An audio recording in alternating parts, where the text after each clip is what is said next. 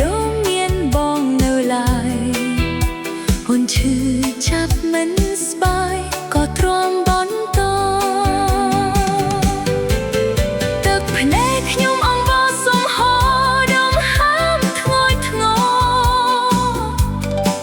ការឈឺចាប់កំពុងស្ទះក្នុងទ្រូងរោគឱកាស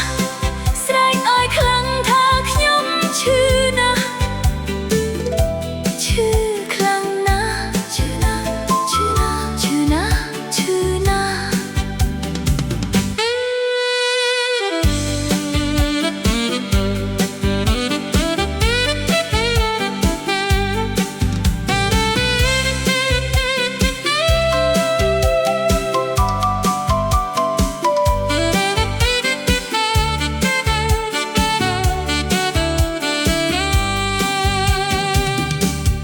ព្រមស្ងៀមស្ងាត់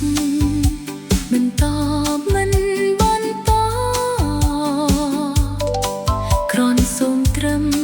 ឲ្យបងបន្តនៅទោះបានដឹងរឿងមិនគួរនឹងក៏មិនដេញដោលទៅនោះឡើយមានមេលួយក្បត់មិនហ៊ានសួរនាំព្រោះខ្លាចបងធុញ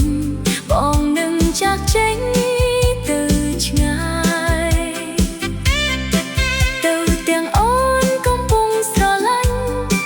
ទាំងបេះដូងមានបងនៅឡើយអូនឈឺ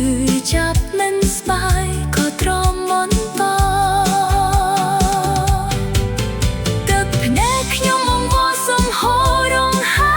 មធ្ងន់ធ្ងរការឈឺចាប់